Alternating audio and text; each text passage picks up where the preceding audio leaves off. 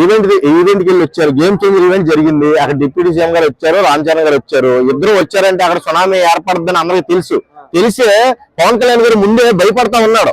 ఒరే బాబు, ఇక్కడ జరిగే సిచ్యువేషన్ మనం చూస్తే అక్కడ రేవతి ఇష్యూ అలా జరిగింది కాబట్టి ఇంత క్రౌడ్ చూస్తుంటే నాకు బాధ్యత పెరిగింది, నాకు భయం వేస్తుంది.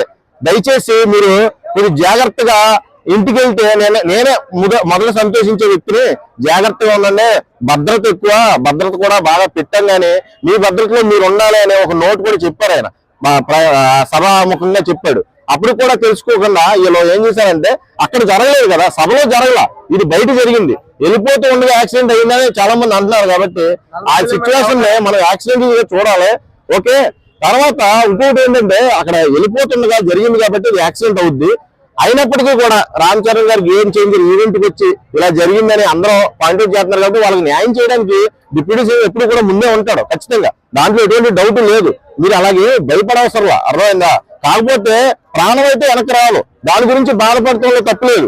అంతేగాని దీన్ని కూడా ఒక రాజకీయ కోణంలో చూసి ప్రతిపక్ష నేతలు బురద జల్లే పని చేయడానికి ముందుంటారు. ఇలాంటి పనులు చేయడానికి ప్రతిపక్ష నేతలు ప్రతి చోట కూడా ముందుండే వ్యక్తులు ఎవరంటే ప్రతిపక్ష నేతలు. వీళ్ళకి కావాల్సింది ఏంటి? అక్కడ మన ప్రభుత్వంలో జరగని పనులన్నీ కూడా వీళ్ళ ప్రభుత్వంలో జరుగుతున్నాయి. వీళ్ళు ఏలెత్తి చూపించడానికి లేకుండా పోయింది.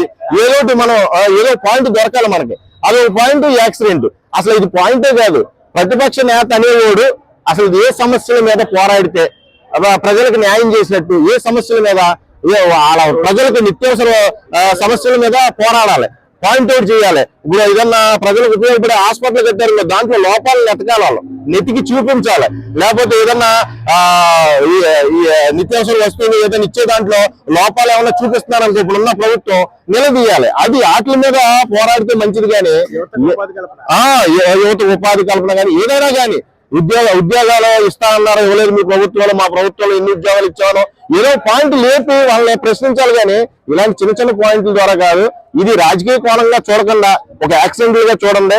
అయినప్పటికీ కూడా వీళ్ళు ఇప్పుడు అభిమానులు కాబట్టి అభిమానులు ఎప్పుడు కూడా అభిమానుల ద్వారా ఎంత ఎదిగారు కాబట్టి వాళ్ళ అభిమానులు ఎప్పుడు కూడా తక్కువ చూపు చూడరు, చిన్న చూపు చూడరు. వాళ్ళకి న్యాయం చేస్తారు, ఖచ్చితంగా న్యాయం జరుగుద్ది. అప్పటిదాకా వెయిట్ చేయాలి, అంతేగాని నోటికి వచ్చినట్టు మాట్లాడద్దు. ప్రతిపక్ష నేతలు మన రాంబాబు అనే వ్యక్తి 4 కోట్లు ఇవ్వాలి, అంబటి రాంబాబు ఎప్పుడు కూడా తగాదాలకు ముందుంటాడు అనమాట. అర్థం, కాంట్రవర్సీ క్రియేట్ చేయాలంటే అంబటి రాంబాబు తర్వాత ఏపీలో మనం ఆల్రెడీ చాలా చూసాం, చాలా మాటలు కూడా మిగిలారు. అలా మిగలడం వల్లే జనాలకు కూడా ఇరట పుట్టి ఈసారి పక్కన కూర్చోబెట్టారు. ఇప్పటికే తెలుసుకోకుండా వాళ్ళకి ఏంటంటే ఏదో సిచ్యువేషన్, అది అన్ఫార్చునేట్ సిచ్యువేషన్ అని కూడా తెలిసి కూడా, అది యాక్సిడెంట్లు అయిన తెలిసి కూడా దాన్ని ఏదో రకంగా పాయింట్అవుట్ చేసి జనాల్లోకి తీసుకెళ్లాలి. జనాల్లోకి తీసుకెళ్లి వీళ్ళ మీద బ్యాడ్ ఇంప్రెషన్ క్రియేట్ చేయాలి. డిప్యూటీ సీఎం మీద బ్యాడ్ ఇంప్రెషన్ క్రియేట్ చేయాలి. డిప్యూటీ సీఎం ఊపు తట్టుకోలేకపోతున్నాం మనం చూస్తేనేమో షీజ్ ద షిప్ అని అక్కడ అక్రమ రవాణాని ఆపేసాడు.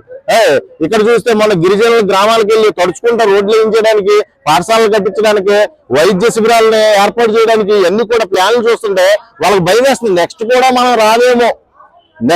మనం రామేమో కాబట్టి మనం ఇప్పుడే ఏదైనా పాయింట్లు దొరికితే దాన్ని పట్టుకొని ఏలాడిపోతా ఉంటే జనాల్లో కూడా బ్యాడ్ క్రియేట్ అయిపోతా ఉంటుంది. వీళ్ళ ప్రభుత్వం డౌన్ అయిపోతా ఉంటుంది. మనం అప్పుడు మళ్ళీ పుంజుకోవచ్చు అనే ప్రయత్నాలు తప్పితే అక్కడ జరిగిన సిచ్యువేషన్ అసలు రాజకీయానికి సిచ్యువేషన్ కి సంబంధమే లేదు. అటువంటి సంబంధం లేని సిచ్యువేషన్ ని వీళ్ళు పాయింట్అవుట్ చేసి పెద్ద భూతార్థం పెట్టుకొని దగ్గరగా చూస్తున్నారు అనమాట. అంత చూడవలసిన అవసరం లేదు. ఖచ్చితంగా ఇప్పుడు మనం వాళ్ళకి ఇచ్చే డబ్బుల గురించి మీరు మాట్లాడుతున్నారు. 1 కోటి రూపాయలు ఇస్తారా, 2 కోట్లు ఇస్తారా, 3 కోట్లు, ఎన్ని కోట్లు ఇచ్చినా వాళ్ళ ప్రాణం అయితే వెనక రాదు కదా. వాళ్ళ తల్లిదండ్రులు బాధలు అయితే మనం తీర్చలేం కదా. వాళ్ళకి జరిగిన అన్యాయాన్ని మనం ఫుల్ఫిల్ చేయలేం కదా. కాబట్టి డబ్బుతోనే కొనాలనుకుంటే వాళ్ళకి 10 నిమిషాల పని, అర్థమైందా? డబ్బులు ఇచ్చేసి చేతులు దులిపేసుకోవచ్చు. కానీ బాధ్యతాయుతమైన పోస్ట్ లో ఉన్నాడు కాబట్టి డిప్యూటీ సీఎం గా ఆయన బాధ్యతకి ఎటువంటి మచ్చ లేకుండా ఖచ్చితంగా న్యాయం చేస్తాడని నేనైతే భావిస్తున్నాను. అంటే ఇప్పుడు